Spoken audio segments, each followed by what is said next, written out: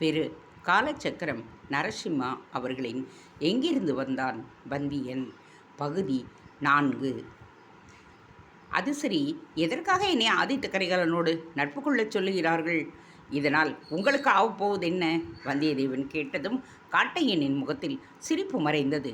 பார்த்தாயா, இடத்தை கொடுத்தால் மடத்தை பிடுங்குகிறாயே. கேள்விகள் எதுவும் கேட்காமல் உனக்கு செயல்படவே தெரியாதா? கட்டளை மேலிருந்து வந்துள்ளது. நீ எப்படியாவது ஆதித்த கரிகாலனுடன் நட்பு ஏற்படுத்தி கொள்ள வேண்டும். இன்னும் 3 நாளைக்கு மட்டும் கெடில நதிக்கரையில் முகாமிட்டு படகு வீட்டில் அவன் தங்கியிருப்பான். அதன் பின் தனது பாட்டனார் திருக்கோவிலூர் மலையமான் மாளிகையில் 2 நாட்களுக்கு தங்கிவிட்டு தன்னுடைய உறைவிடமான காஞ்சிக்கு செல்ல இருக்கின்றான். காட்டையன் கூறினான். ஆதித்த கரிகாலனின் பயணத் திட்டங்களை இவ்வளவு உறுதியாகவும் திட்டவட்டமாகவும் கூறுகின்றானே. வைதும்ப மன்னன் ஸ்ரீகண்டன், இவனது குரு விரிஞ்சிநாதர், காட்டையன் மற்றும் அவனுடைய தந்தை அலங்காரர் அனைவருமே இயக்குபவர்கள் யார்? இவர்கள் மூலமாக என்னை வைத்து பொம்மலாட்டம் நடத்தும் அந்த மனிதர்கள் யார்? மீண்டும் மீண்டும் என் மனதில் இந்த கேள்விகள் எதிரொலித்தாலும் எனக்கென்னவோ பதில்கள் கிடைக்கப் போவதில்லை. எதற்காக சிந்தித்து கொண்டே இருந்து மூளையை சூடாக்கி கொள்ள வேண்டும்? சரி, எந்த கேள்விக்கும் எனக்கு பதில் தேவையில்லை. ஆனால் எனக்கு திருமணம் செய்து வைத்தீர்களே 2 பெண்கள், அவர்களை பற்றியாவது எனக்கு தகவலை கூறு. மங்களனானை பூட்டிய உரிமையில் கேட்கின்றேன். அவர்கள் யார்? வந்தியத்தேவன் கேட்க பதில் கூறாமல் வந்த வழியே நடந்தான் காட்டையன். வேறு வழியின்றி வந்தியத்தேவனும் அவனை பின்தொடர்ந்தான். ஓங்கி வளர்ந்திருந்த காட்டையன் கம்பீரமாக நடந்து சென்று கொண்டிருந்த வந்தியத்தேவன் அவனது பிடரியை வெறித்து பார்த்தபடியே நடந்தான்.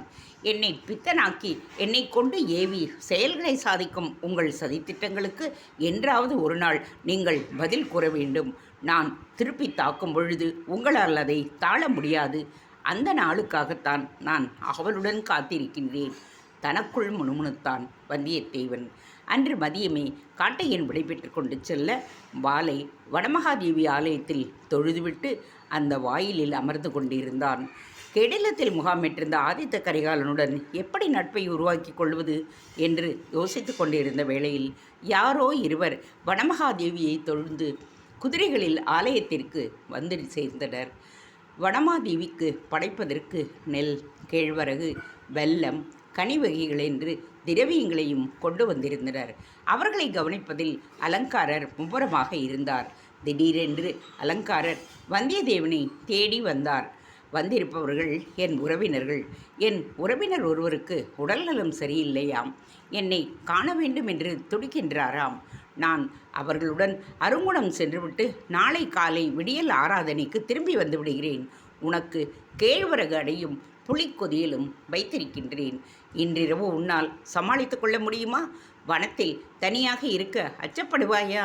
அலங்காரர் கேட்க வந்தியத்தேவன் சிரித்தான். அடவிகளுக்கெல்லாம் தாயான சிங்கவேழ்கொன்ற காட்டிலேயே நான் தனியாக தங்கி இருக்கின்றேன். இதெல்லாம் எனக்கு சர்வசாதாரணம். நீங்கள் சென்று வாருங்கள். வந்தியத்தேவன் கூற அலங்காரர் மாலை பூசைகளை முடித்துக்கொண்டு வந்திருந்தவர்களில் ஒருவன் பின் ஒருவர் குதிரையின் பின்பாக அதில் தொற்றிக்கொண்டு அருங்குணத்திற்கு புறப்பட்டு சென்று விட்டார். பொழுது போகாமல் சற்று தொலைவு நடந்துவிட்டு வரலாமே என்று நடக்கத் தொடங்கினான். ஆதித்த கரிகாலன் வேட்டையாடி விட்டு வந்திருப்பானா? வந்திருந்தால் படகு குடிலில் தானே தங்கியிருப்பான். சென்று பார்த்து விட்டு வந்தால் என்ன? ஆதித்த கரிகாலனை காண வேண்டும் என்கின்ற ஆவல் உந்தி தள்ள திட்டை விட்டு இறங்கி ஆலயத்தின் வாயிலில் ஒளிர்ந்து கொண்டிருந்த சுளுந்து ஒன்றை எடுத்துக்கொண்டு கெடில மாற்றை நோக்கி நடக்கத் தொடங்கினான் வந்தியத்தேவன். நீண்ட நடைக்கு பிறகு ஆற்றங்கரையை அடைந்தான். காட்டையனுடன் வந்த பொழுது தோணி கட்டப்பட்டிருந்த இடத்தில் இப்போது அதனை காணவில்லை.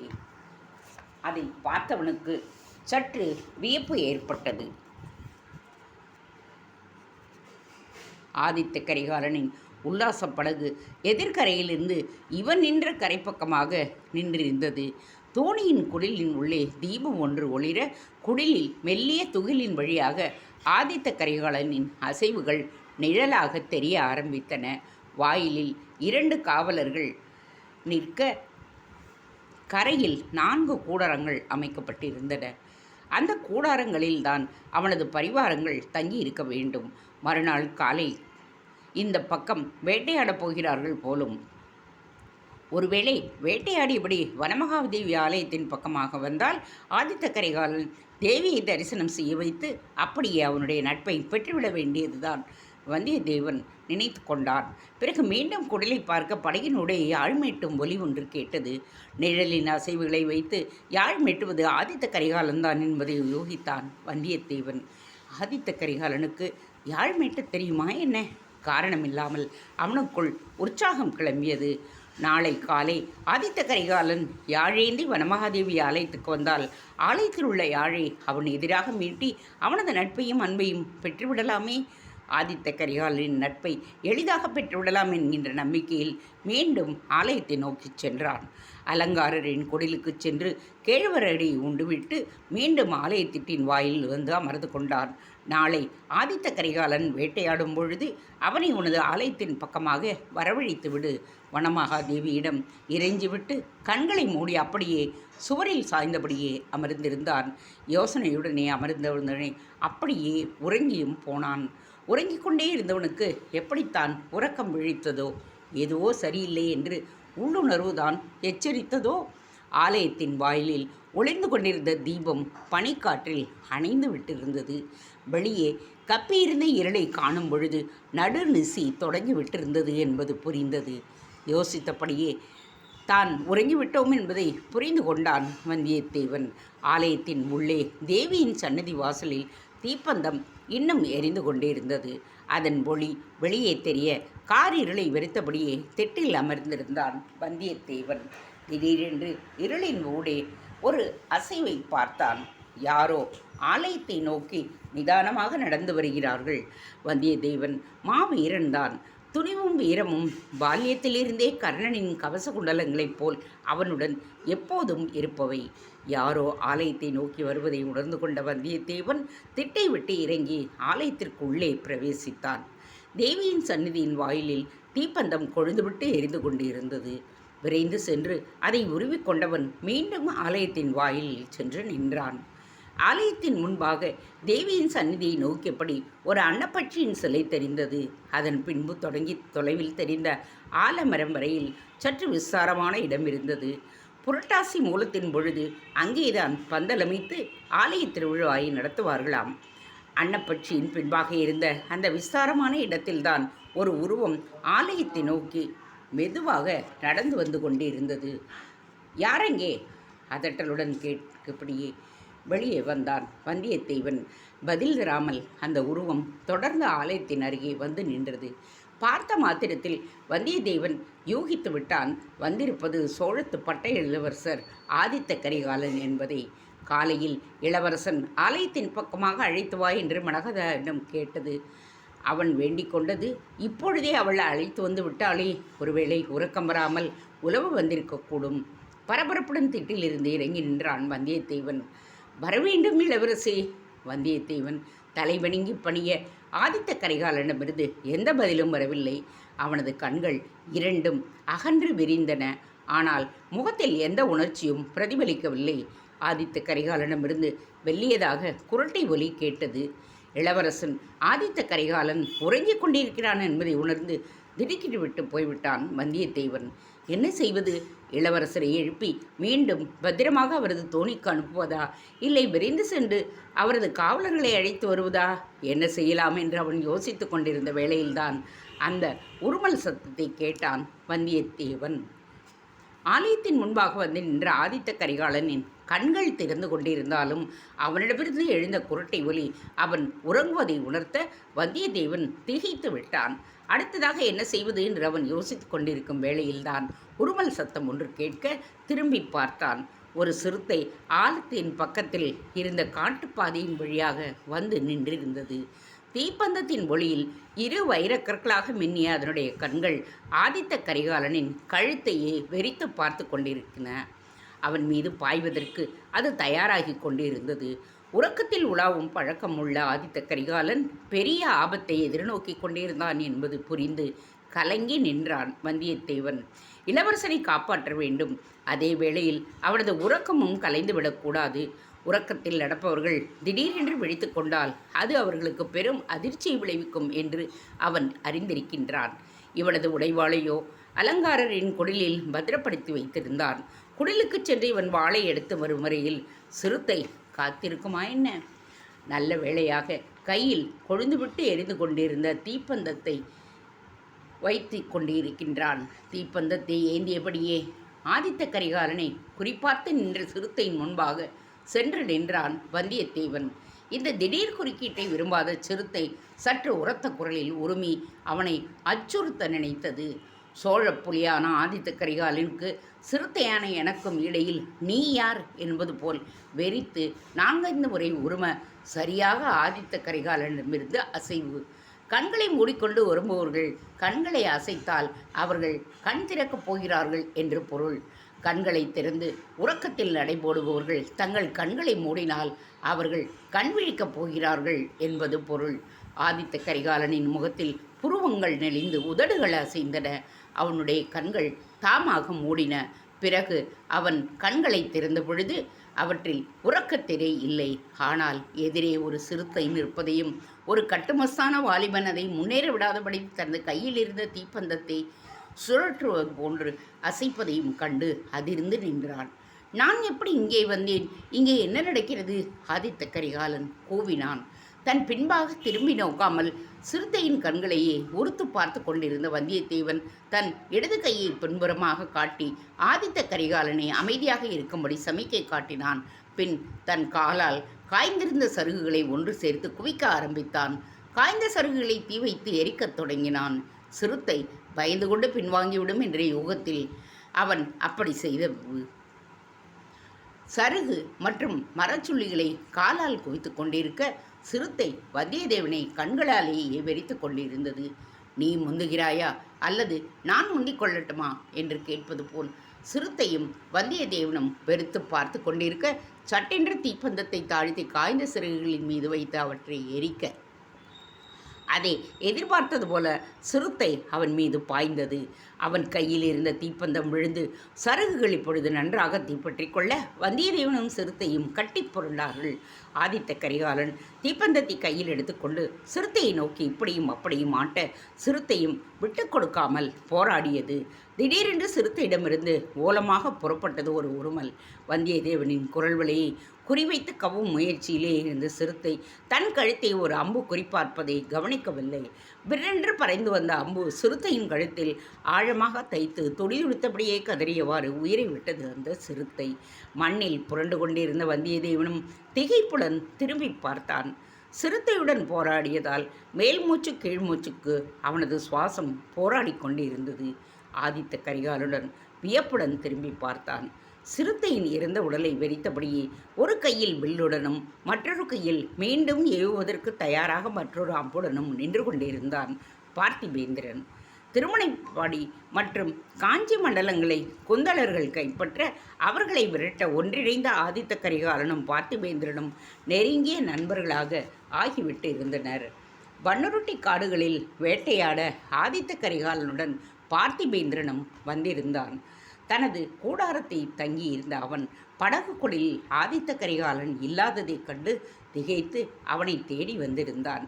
பார்த்திபா, நான் எப்படி இங்கே வந்தேன் என்றே எனக்கு தெரியவில்லை. இந்த வாலிபன் மட்டும் வராமல் இருந்திருந்தால் என் கதி என்ன? ஏற்கனவே நித்திய கண்டனம் பூர்ண ஆயுள் என்று என்னை பற்றி ஆங்காங்கே கேலி பேசுகிறார்கள். இந்த நிலையில் இப்படி ஒரு சம்பவம் நடந்தது தெரிந்தால் இன்னும் என்னை பற்றி அதிகம் புரளியை கிளப்புவார்கள். இந்த சம்பவம் நம் மூவரை தவிர வேறு யாருக்கும் தெரியக்கூடாது என்றவன் வந்தியத்தேவனை உறுத்து பார்த்தான். நண்பனே, நீ யார்? இந்த காட்டில் என்ன செய்து கொண்டிருக்கிறாய்? ஆதித்த கரிகாலன் கேட்க அவன் நட்பை பெற வேண்டுமே என்கின்ற அவசியத்தில் இருந்த வந்தியத்தேவன் சொற்களை நிதானமாக தேர்ந்தெடுத்தான். என் பெயர் வந்தியத்தேவன் இளவரசி. நாடோடி என்றுதான் ஒரே வார்த்தையில் என்னை பற்றி கூற முடியும். இதோ இந்த யாழேந்திய வனமாதேவியை தரிசிக்க நான் வந்தேன். இந்த ஆலயத்தை பார்த்து கொள்ளும் அர்ச்சகர் அவரது உறவினருக்கு உடல்நலம் சரியில்லை என்பதால் புறப்பட்டு சென்று விட்டார். நாளை விடியல் ஆராதனைக்குள் வந்து விடுகிறேன் என்று கூறி சென்றிருக்கிறார். அவருக்காகத்தான் நான் இங்கே காத்து இருக்கின்றேன். ஆலயத்திட்டில் உறங்கிக் கொண்டிருந்தேன். உருமல் சத்தம் கேட்டு கண் விழித்து பார்த்தேன். அந்த சிறுத்தை உங்கள் மீது பாய தயாராக நின்றது. எனவேதான் தீப்பந்தத்தை எடுத்து உங்களை காப்பாற்ற முயன்றேன். வந்தியத்தேவன் கூற நெகிழ்ச்சியுடன் அவனை பார்த்தான் ஆதித்த கரிகாலன். நண்பனே, என் உயிரை காப்பாற்றியிருப்பதற்கு மிக்க மகிழ்ச்சி. ஆனால் நீ என் உயிரை மட்டும் காப்பாற்றினாய் என்று நன்றியுடன் உலகிற்கு அறிவிக்க முடியாதவனாக நான் இருக்கின்றேன். காரணம், என்னை பற்றி ஏற்கனவே நிறைய புரளிகள் பரவியுள்ளன. எனக்கு எந்த வேளையிலும் மரணம் சம்பவிக்கலாம் என்று ஜோதிடர்களும் சோழ பிரதானிகளும் பேசிக்கொண்டே இருக்கின்றார்கள். ஜோதிட ரீதியாக எனக்கு பிரச்சனைகள் இருப்பதாக பிரச்சாரம் செய்யப்படுகிறது. இதை காரணமாக வைத்து எதிரிகளும் என்னை குறிவைத்து கொண்டே இருக்கின்றார்கள். இந்த சம்பவம் வெளியே தெரிந்தால் நாங்கள் சொன்னது சரியாக போயிற்று. ஆதித்த கரிகாலனுக்கு எப்பொழுதும் ஆபத்துதான். எப்போது வேண்டுமானாலும் மரணம் அவனை தழுவக்கூடும் என்றெல்லாம் பேசுவார்கள். எனவே இந்த சம்பவம் நம் மூவருடன் போகட்டும், ஆதித்த கரிகாலன் கூறினான். இளவரசே, நான் ஏன் இதை வெளியே சொல்லப் போகிறேன்? என் வாயிலிருந்து ஒரு சொல் கூட வெளியே போகாது. நான் அங்கனம் பேசுபவன் இல்லை என்பதற்கு உதாரணமாக ஒரு சம்பவத்தை கூறுகின்றேன். சேவூர் போரில் வீரபாண்டியன் போர்க்களத்தை விட்டு ஓடிய பொழுது நீங்கள் அவனை விரட்டி வந்தீர்கள் அல்லவா? அப்பொழுது அவர் ஒருவன் மீது மோதி கீழே விழுந்தாரே, அதற்கு பிறகு தாங்கள் அவரை சிரச்சேதம் செய்தீர்கள் அல்லவா? வீரபாண்டன் மோதிய அந்த மனிதன் அடியேன்தான். வந்தியத்தேவன் கூறியதும் ஆதித்த கரிகாலனின் கண்கள் பிரமிப்பால் விரிந்தன. ஓ, எனக்கு நினைவில் இருக்கிறது. அப்பொழுது எனக்கு நீ பாராட்டும் தெரிவித்தாயல்லவா? உன் பெயரை கூட நான் கேட்டதாக நினைவு என்றதும் வந்தியத்தேவன் சுதாரித்து கொண்டான். அப்போது பரமனாக அல்லவா இருந்தான் அவன், இப்பொழுது வந்தியத்தேவனாக அல்லவா மாறியிருக்கிறான். ஒருவேளை இளவரசருக்கு கூர்மையான நினைவிருந்து அப்பொழுது பரமன் என்று சொன்னாயே என்று கேட்டுவிட்டால் இவனால் என்ன விளக்கம் சொல்ல முடியும்?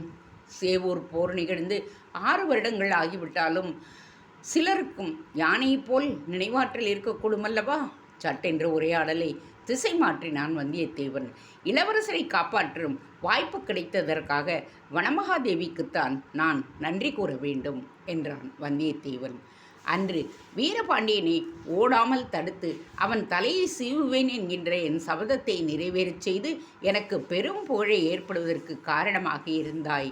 இன்று என் உயிரையும் காப்பாற்றி இருக்கிறாய். உனக்கு நான் எப்படி நன்றி கூறினாலும் போதாது என்றதும் அடுத்து வரப்போவதற்காக அறிகுறியை புரிந்து கொண்டான் பார்த்திபேந்திரன்.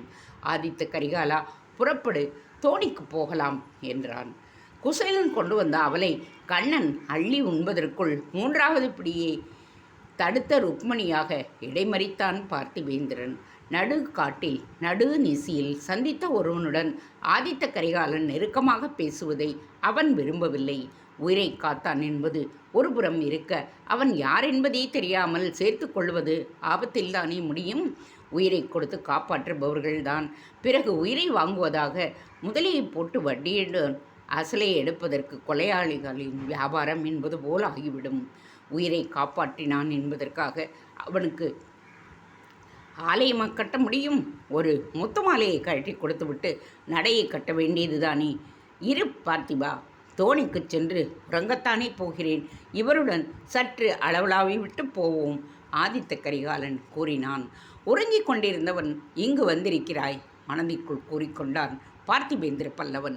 திருக்கோவிலூர் வேந்தரும் ஆதித்த கரிகாலனின் பாட்டனார் மலையமானின் உத்தரவின் பெயரில்தான் பார்த்திபேந்திரன் நிழல் போல ஆதித்த கரிகாலனை பின்தொடர்ந்து கொண்டிருக்கின்றான்.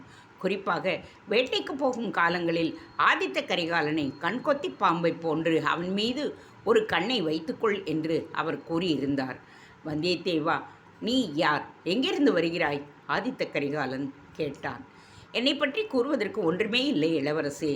ஒருத்தி மகனாய் பிறந்தேன். அந்த ஒருத்தியை யார் என்று நான் அறியேன். ஓர் இரவில் ஒருத்தி மகனாக ஒளிந்து வளர்ந்தேன். அந்த வளர்த்தவளும் யார் என்று அறியேன். தாய்தான் இவர், தந்தைதான் இவர் என்று ஒரு சேய்க்கு காட்டுவாள். தான் யாரென்று தாயே காட்டிக்கொள்ளாத பொழுது தந்தையை பற்றி நான் எப்படி அறிய முடியும்? வானமே கூரை என்று வாழ்ந்து வருகின்றேன். திரிலோ சஞ்சாரியாக திகழ்கின்றேன். அந்த நாரதர் வீணை இசைப்பார், நான் யாழ் இசைப்பேன். ஆனால் அவரைப் போல் உலகம் செய்ய மாட்டேன். பிறருக்கு என்னால் முடிந்த நன்மைகளை மட்டும் செய்து கொண்டிருப்பேன். வந்தியத்தேவன் கூற ஆதித்த கரிகாலன் புன்னகைத்தான். கண்கொத்தி பாம்பு அல்லது பச்சை பாம்பு அகேட்டுல்லா நாஸ்லா என்பது ஒரு ஆபத்தில்லாத பாம்பாகும். இந்த பாம்பு இந்தியா, இலங்கை, வங்கதேசம், பர்மா, தாய்லாந்து, கம்போடியா, வியட்நாம் போன்ற காடுகளில் காணப்படுகின்றது. பச்சை பாம்புகள் ஒரு பகலாடி ஆகும். இதன் கடைவாயில் நச்சுப்பற்கள் உள்ளதால் கனப்பொழுதில் தன் இரையை பிடித்து வீரியமில்லாத நஞ்சை செலுத்தி கொன்றுவிடும். இதன் உணவு தவளை, பல்லி போன்றவை. கனப்பொழுதில் இரையை கொன்று விடுவதால் கண் கொத்தி பாம்பு என்று அழைக்கப்பட்டிருக்கலாம். கண்களை அது கொத்தும் என்பதற்கு எந்தவித ஆதாரமும் இல்லை. ஒரு சிறுவனாக இருந்தால் சிறுத்தை பார்த்ததும் ஆலமரத்தின் உள்ளே சென்று கதவை தாளிட்டு கொண்டிருப்பான். நீ சொல்வதை கேட்டதிலிருந்து உனக்கு யாருமில்லை என்பது தெரிகின்றது. இன்று முதல் நீ என் நண்பன், எப்பொழுதும் என்னுடையே இருக்கப் போகிறாய் என்றான் ஆதித்த கரிகாலன். ஆதித்த கரிகாலன் அப்படி கூற பார்த்திபேந்திரன் அசூசையுடன் வந்தியத்தேவனை நோக்கினான். ஆதித்த கரிகாலனுக்கு தான் ராமன் என்ற எண்ணமா?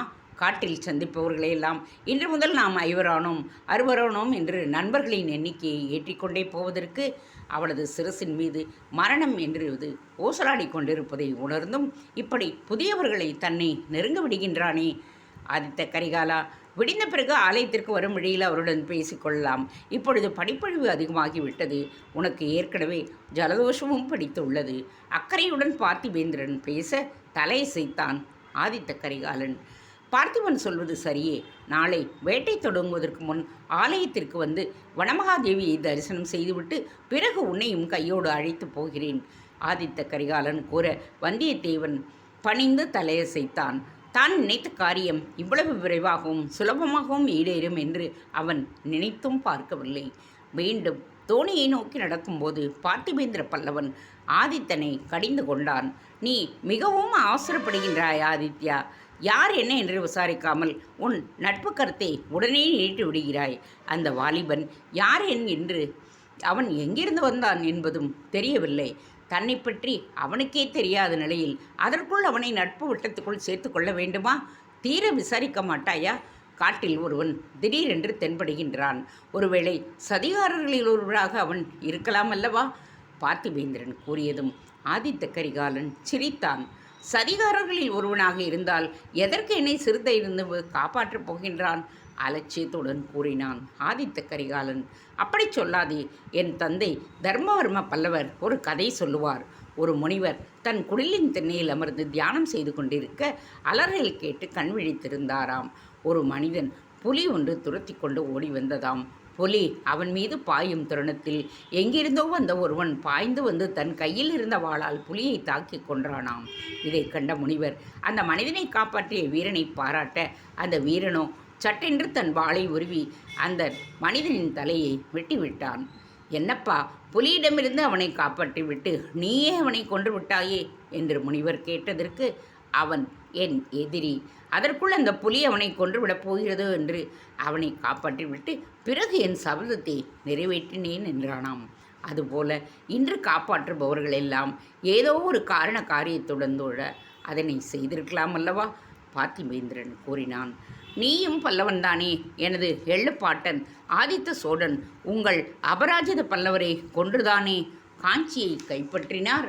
பல்லவர்களின் மனதில் வஞ்சம் இருக்கும் என்று நினைத்து நான் உன்னை புறக்கணித்தேனா? உன்னை நண்பனாக ஏற்றுக்கொள்ளவில்லையா? அதுபோல்தான் இதுவும் என்று கூறியபடியே நடந்தான் ஆதித்த கரிகாலன். இதுதான் ஆதித்த கரிகாலனின் குணம். ஒரு வேளையில் மனதில் உள்ளதை வெளிப்படையாக பேசி எடுத்தெறிந்து பேசிவிடுவான். எரிமலையாகவும் வெடிப்பான். பிறகு குளிர்தென்றலாக வீசுவான். அன்பை மழையாக பொழிவான். அவனுடைய உடல்நிலையை பொறுத்து அவனுடைய மனநிலைகள் மாறிக்கொண்டே இருக்கும். அவனது மனநிலையை பொறுத்து அவனது நடவடிக்கைகள் இருக்கும். பல்லவர்களோ சாளுக்கியர்களோ வைதும்பர்களோ அல்லது பாண்டியர்களோ உனக்கு எதிராக சதி செய்ய மாட்டார்கள். உனது சின்ன பாட்டன் தலையை வீரபாண்டியன் கொய்ததால் நீ பதிலுக்கு அவன் தலையை கொய்வேன் என்று சபதம் செய்து அதையும் நிறைவேற்றி காட்டினாய். அவர்களும் அடுத்த போரில் வந்து தலையை வெட்டி வீழ்த்த சபதம் செய்திருப்பார்கள். இது போர்க்கள கணக்கு. அவர்கள் உன் தலையை குறிவைத்திருப்பார்கள் என்பதற்கு நாமாக யூகிக்கலாமே. இது நமக்கு கண்கூடாக புலப்படும். ஆனால் எச்சரிக்கையாக இருக்க வேண்டியது எதிரிகளிடம் அல்ல, உறவாடி உனக்கு துரோகம் செய்ய நினைக்கும் வஞ்சகர்களைத்தான். பார்த்திபேந்திரன் கூற சட்டென்று நின்று நண்பனை வெறித்தான் ஆதித்த கரிகாலன். அப்படி யாராவது உன் கண்களில் தென்பட்டுள்ளனரா? ஆதித்த கரிகாலன் கேட்டான். எங்கே? உன்னை சுற்றி இருப்பவர்களை நான் ஆராய்ச்சி செய்து கொண்டுதான் இருக்கின்றேன். நான் ஒருவரது பின்னணியை ஆராய்ந்து முடிப்பதற்குள் புதிதாக ஒருவரை நட்பு என்று வளைத்து வந்து விடுகிறாய். பார்த்திபேந்திரன் சலித்து கொண்டான். தொலைவில் தோன்றிய தோணியில் ஒளிந்து கொண்டிருந்த விளக்கின் ஒளி தெரிய அந்த ஒளிப்புள்ளியை நோக்கி இருவரும் விரைந்தனர். ஆதித்தா, கேட்கிறேன் என்று தவறாக நினைக்காதே. பல வருடங்களாக சிகிச்சை எடுத்துக்கொண்டு வருகின்றாய். மூலிகை சூரணங்களை உட்கொண்டு வருகின்றாய். மனநோய்க்கு இசை வைத்தியத்தையும் செய்து கொண்டிருக்கின்றாய். நடுவில் உனக்கு எந்த பிரச்சனையும் இல்லாமல் இருந்ததே, இப்பொழுது மீண்டும் இது நடைபெறுவது போல் உள்ளதே, எனக்கு கவலையாக இருக்கிறது. பார்த்திபேந்திரன் கேட்டான். எது நடக்கிறது? புரியாதது போல கேட்டான் ஆதித்த கரிகாலன். இம்மாதிரி நடுநிசையில் உறக்கத்தின் ஊடே நீ உலா செல்வது? பார்த்திபேந்திரன் துணிவுடன் கேட்டான். ஆதித்த கரிகாலன் பதில் கூறாமல் நடந்தான். வழக்கமாக உறக்கத்தில் நடப்பவர்களை அவர்கள் வழியிலேயே விட்டுவிட வேண்டும். அவர்கள் உறக்கத்தை கலைக்கக்கூடாது என்பார்கள். இதயம் பலவீனமாகிவிடும் என்று பார்த்திபேந்திரனிடம் பலரும் கூறியிருக்கிறார்கள். ஆனால் பார்த்திபேந்திரன் அதை நம்பவில்லை. உறக்கத்தில் நடப்பவர்களை எழுப்புவதால் அவர்களுக்கு எந்த கெடுதியும் நேராது. ஆனால் எழுப்பியதும் தாங்கள் உறக்கத்தில் நடப்பதை மற்றவர்கள் பார்த்து விட்டார்கள் என்று நினைக்கும் பொழுது மன ரீதியாக பெரிதும் பாதிக்கப்படுவார்கள் என்றுதான் அவர்களை எழுப்பக்கூடாது என்று சொல்லுகிறார்கள் போலும். ஆதித்த கரிகாலனுக்கு சிறு வயது முதலே இந்த பிரச்சனை உள்ளது என்பதை அறிவான். தாய் தந்தரை விட்டு பிரிந்து வாழும் குழந்தைகளுக்கு பாதுகாப்பின்மை மனதில் ஏற்பட்டால் இதுபோல் உறக்கத்தில் நடப்பார்கள் என்றும் பார்த்திபேந்திரன் அறிந்திருக்கின்றான். எனவேதான் ஆதித்த கரிகாலன் எங்கு சென்றாலும் இவனை உடன் அனுப்புகின்றாரோ. திருக்கோவலூர் மலையமான் சட்டென்று அதிர்ந்து போய் நின்றான் பார்த்திபேந்திர பல்லவன். எல்லாம் கிடக்கட்டும். இரவு காலுக்கு ஆதித்த கரிகாலன் தங்கியிருந்த படகு குடிலின் வாயிலேயே ஒருவனையும் கரையில் ஒருவனையும் இவன் நிறுத்தியிருந்தானே, அவர்கள் எல்லாம் எங்கே போனார்கள்? இவன் ஆதித்த கரிகாலனை தேடி படகிற்கு சென்ற போது கூட அவர்கள் தென்படவில்லையே. பார்த்திபேந்திரன் ஆதித்த கரிகாலனின் கையை பற்றி கொண்டு விரைவாக பாசறையை நோக்கி முன்னேறினான். அவனது திடீர் பதட்டத்தையும் கலவரத்தையும் கண்டு திகைத்தான் ஆதித்த கரிகாலன். எதிர்பார்த்தது போல படகு குடில் வாயிலில் காவலர்கள் இல்லை. என்ன நேர்ந்தது நண்பா? ஆதித்த கரிகாலன் கேட்டான். ஒன்றுமில்லை. படகு குடலின் உள்ளே சென்று நீ நிம்மதியாக உறங்கு. என்ன நேர்ந்தாலும் வெளியே வராதே. காலையில் சற்று தாமதமாகவே கண் விழித்துக்கொள். நிதானமாக வேட்டைக்கு செல்லலாம் என்று கூறிவிட்டு காவல் படைத்தலைவனை காணச் சென்றான். உறக்கத்தில் இருந்து அவனை எழுப்பியதும் பார்த்திபேந்திரன் ஆதித்த கரிகாலனின் படையில் காவலுக்கு நெறிந்திருந்த ஆட்களை பற்றி விசாரிக்க காவல் படைத்தலைவன் மலங்க மலங்க விழித்துக் கொண்டிருந்தான். கரையில் ஒரு காலையும் தோணியில் மறு காலையும் வைத்து தாவி இறங்கினான் ஆதித்த கரிகாலன். நிதானமாகத்தான் அவன் இறங்கினாலும் தன்னால் தோணி அசைந்து குலுங்க அந்த படகில் பொருத்தப்பட்டிருந்த விளக்கு ஊசலாடியது. குடிலுக்குள் நுழையாமல் அப்படியே நின்று கைகளை நீட்டி நெட்டி முறித்து சோம்பலை விடுத்தான் ஆதித்தன். படகில் நின்றபடியே கடிலமாற்றின் இருபுறமும் எதிர்ப்புறமும் நோக்கி கொண்டிருந்தான். எங்கும் இருள். தனது கரிய போர்வையை அது போர்த்தி இருந்ததால் காட்சிகள் ஒன்றும் புலப்படவில்லை. ஆனால் தவளைகள் தண்ணீரில் குதிப்பதும் கோட்டான்கள் மீனை கவ்வுவதுமாக இருக்க அதனால் நீரில் ஏற்பட்ட சலனங்களைத் தவிர வேறு எங்கும் பூரண அமைதி. குடிலின் உள்ளே நுழைவதற்காக தன் காலணிகளை நீக்கிவிட்டு காலடியை எடுத்து வைத்த பொழுதே காலில் ஏதோ திரவம் பசை போல் ஒட்டியது. குனிந்து பார்க்க விளக்கின் ஒளியில் சென்ற இரத்தத் துளிகள் சிந்தியிருப்பதை அவனால் காண முடிந்தது. அதிர்ச்சியுடன் குடிலுக்கு உள்ளே சென்றான். அவன் பார்வை பம்பரமாகச் சுழல அவன் பார்வை கண்களில் பட வாய்ப்பிழந்து சிலையாக அப்படியே நின்றுவிட்டான். இவன் படுத்து உறங்கிய மஞ்சத்தில் இரு தலைகள், ஒன்றில் கட்டியிருந்த தலைப்பாகி கூட அப்படியே இருந்தது. அறுபட்ட தலைகளிலிருந்து பெருகியிருந்த இரத்தம்தான் தலையணையிலும் இவனது மஞ்சத்தையும் நனைத்திருந்தது. பார்த்திபேந்திரா! ஆதித்த கரிகாலன் போட்ட கூச்சலில் அவன் மட்டுமல்ல, படைத்தலைவர்களும் காவலர்களும் கூட ஓடி வந்தனர். பதைபதித்து ஓடி வந்த பார்த்திபேந்திரனிடம் தன் மஞ்சத்தை சுட்டிக்காட்ட பார்த்திபேந்திரன் அதிர்ந்து போய் நின்றான். படகு குடிலின் வாயிலில் நிற்க வைக்கப்பட்டிருந்த காவலர்களின் தலைகளவை என்று சொல்லவும் வேண்டுமோ? ஓடிச் சென்று அவர்களது உடல்களை தேடுங்கள். மெல்லிய குரலில் பார்த்திபேந்திரன் உத்தரவிட காவலர்கள் சிதறி ஓடினர். அந்த தலைகளையே வெறித்து பார்த்து கொண்டு இருவரும் நின்றிருந்தனர். பிறகு பார்த்திபேந்திரன் மெதுவாக ஆதித்த கரிகாலனின் தோளைப் பற்ற அவன் திரும்பி நோக்கினான். அந்த காட்சி பெரிதும் அவனை உலுக்கியிருக்க வேண்டும்.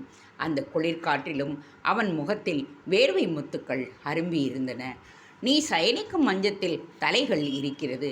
உன்னால் என்ன யூகிக்க முடிகிறது ஆதித்த கரிகாலா? பார்த்திபேந்திரன் கேட்டான். அந்த மஞ்சத்தில் 3 தலைகள் இருந்திருக்க வேண்டும். ஒரு தலை உறக்கத்தில் உலாவப் போனதாக தப்பி இருக்கிறது. நடுக்கம் நிறைந்த குரலில் ஆதித்த கரிகாலன் கூறினான். அதுவேதான். தன் சுட்டு விரலை நீட்டினான் அவன். உறக்கத்தில் நடந்ததால் சிறுத்தையிடம் சிக்கினாய். உறங்கிக் கொண்டிருந்தால் சதிகாலரிடம் சிக்கி இருந்திருப்பாய். நீ வைக்கும் ஒவ்வொரு அடியிலும் ஆபத்து உன்னை கூடவே கைகோர்த்து வருகின்றது. எனவேதான் புதிய நண்பர்களையோ முன்பின் அறியாதவர்களையோ நம்பாதே. உன் அலட்சிய போக்கால் என்னையும் பிரச்சனையில் சிக்க வைக்காதே. உன்னை நம்பித்தான் நான் ஆதித்தனை அனுப்பினேன் என்று நாளை உன் பாட்டனார் மலையமான் கேட்டால் நான் என்ன பதில் சொல்வது? தயை கூர்ந்து உன்னை இறைஞ்சி கேட்டுக்கொள்ளுகின்றேன்.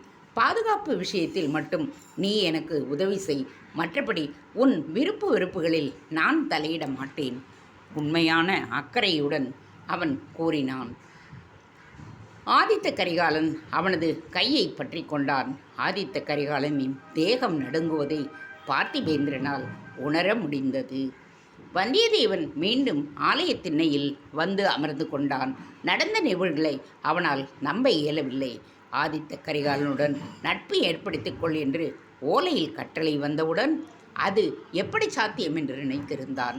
ஆனால் அதன் பின் நிகழ்ந்த சம்பவங்கள் அனைத்துமே வனமகாதேவியின் திருவிளையாடலாகத்தான் இருக்கக்கூடும். ஆலயத்தை நோக்கி ஆதித்த கரிகாலன் வந்தபொழுது ஆலயத்தின் உள்ளே சென்று தீப்பந்தத்தை கொண்டு வந்து எதிரியை நோக்கிய பொழுது பிறவியிலேயே துணிவுள்ள மனிதனான அவனுக்கே இரத்தத்தை உறைய வைத்தது. ஆதித்த கரிகாலன் தன் 2 கைகளையும் நீட்டியபடியே நடந்து வந்து கொண்டிருந்த விதம், அவன் தன் கண்களை சிமிட்டாமல் இவனையே வெறுத்தபடி நின்றதைக் கண்டு இவனுக்கு கதி கலங்கியது. விருஞ்சிநாதர் இவனுக்கு மூலிகை சிகிச்சை பற்றி பாடங்கள் போதித்திருக்கிறார். குறிப்பாக போர்க்காயங்களில் காயம்பட்டு குற்றீரும் குலையுமாக வரும் போர் வீரர்கள் உறங்க இயலாமல் வலியால் துடிக்கும் பொழுது அவர்களது வலியை குறைத்து உறங்க வைக்கும் வழியை இவன் கற்றுக்கொண்டிருக்கிறான்.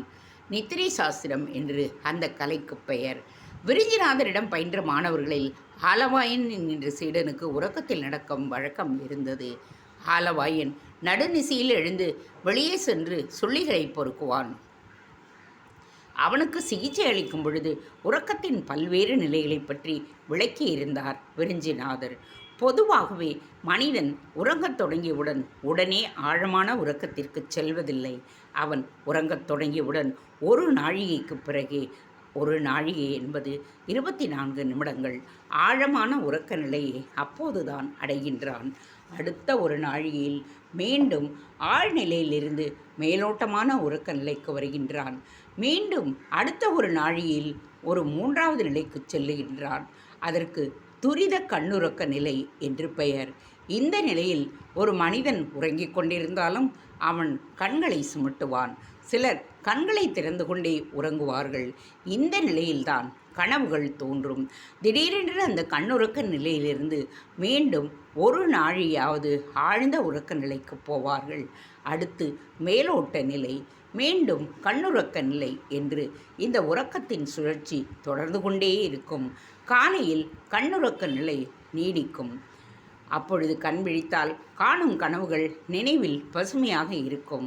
மேலோட்ட உறக்க நிலையில் இருந்தால் கனவின் சில காட்சிகள் நினைவில் இருக்கும், சிலது இருக்காது. ஆழ்நிலையில் இருந்தால் கனவுகளின் நினைவே இருக்காது. வந்தியத்தேவருக்கு விருஞ்சிநாதர் கூறியது நினைவிற்கு வந்தது. துரித கண்ணுறக்க நிலையில் இருப்பவர்கள் கண்களை திறப்பார்கள். 1 நாழிகைக்குள்ளாக அவர்கள் மேற்பட்ட உறக்க நிலைக்கோ அல்லது உறக்க நிலைக்கோ செல்லவில்லை என்றால் எழுந்து நடக்கத் தொடங்கிவிடுவார்கள். துரித கண்ணுறக்க நிலை நீடிக்கும் வரை நடைபெற்று கொண்டே இருப்பார்கள். உறக்க நிலை மீண்டும் ஆழமாக செல்லும் பொழுது தாமாகவே படுக்கையில் சென்று உறங்கிவிடுவார்கள். அப்படி துரித கண்ணுறக்க நிலையில் நீடித்து கொண்டே இருந்தால் நடந்து கொண்டே இருப்பார்கள் என்றெல்லாம் வந்தியத்தேவன் அறிந்திருக்கின்றான். எதனால் அப்படி நடை போடுகிறார்கள்? வந்தியத்தேவர் விருஞ்சிநாதரை கேட்க அவர் விளக்கியிருந்தார். உறக்க நிலையில் இருக்கும் பொழுது மூளையின் ஒரு பகுதி உறங்கி மற்றொரு பகுதி உறங்காமல் இருக்கும் நிலையில் இப்படி நடப்பார்கள். முந்தைய தினம் அவர்கள் பேசிய பேச்சில் ஏதாவது ஒரு பதிவு சிந்தையில் மேலோங்கி இருக்கும். உதாரணத்திற்கு, அன்று சுள்ளிகளை சேகரித்து மறுபொறுப்பை புண்டரீகன் அதை செய்ய தவறிவிட்டிருந்தான். அதனால் நான் புண்டரீகனை கடித்து கொள்ள அதனால் ஆலவாயன் அதை கவனித்திருந்திருக்கின்றான். அன்றிரவு உறக்கத்தில் நடந்து போய் சுள்ளிகளை சேகரித்திருக்கின்றான். விருஞ்சிநாதர் கூறினார். இது ஆபத்தாயிற்றே, இதற்கு குணம் கிடையாதா? வந்தியத்தேவன் கேட்டான். இதை நோய் என்று சொல்ல முடியாது. உறக்கநிலை சுழற்சியின் குறைபாடுகள், அவ்வளவுதான். பாதிக்கப்பட்டவரின் கூடவே ஒருவர் இருப்பது மிகவும் அவசியம். மற்றபடி வந்தது போலவே அந்த குறைபாடு தானாகவே நீங்கிவிடும். அப்பொழுது விருஞ்சிநாதர் கூறியது அவனுக்கு நினைவுக்கு வந்தது. இளவரசனான ஆதித்த கரிகாலனுக்கு ஏன் இந்த குறைபாடு உள்ளது? ஒரு இளவரசன் உறக்கத்தில் நடப்பது ஆபத்தல்லவா? அதுவும் வீரபாண்டியனின் தலையை வாங்கியவன் நடுநிசையில் இப்படி உலா வரலாமா? வந்தியத்தேவனுக்கு உறக்கம் வர ஆலயத்தின் பின்பாக உள்ள குடிலில் போய் படுத்து கொண்டான். கெடில மாற்றங்கரை வரை நடந்துவிட்டு வந்திருந்ததால் படுத்தவுடன் கண்களை மூடி உறங்க தலைப்பட்டான்.